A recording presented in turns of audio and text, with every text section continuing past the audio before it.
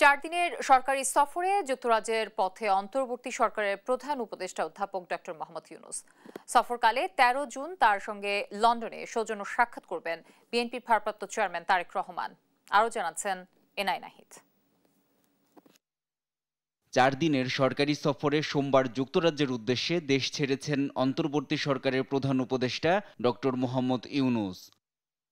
সোমবার সন্ধ্যা 7:30টায় তাকে বহনকারী বিমান ঢাকা ত্যাগ করে। এই সফরে বাকিংহাম প্যালেসে ব্রিটিশ রাজা তৃতীয় চার্লসের সঙ্গে দেখা করবেন প্রধান উপদেষ্টা।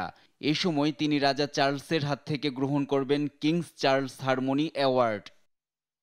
এছাড়া ব্রিটিশ প্রধানমন্ত্রী কিয়ার স্টারমারের সঙ্গে দ্বিপক্ষীয় বৈঠক হওয়ার কথা রয়েছে প্রধান উপদেষ্টার।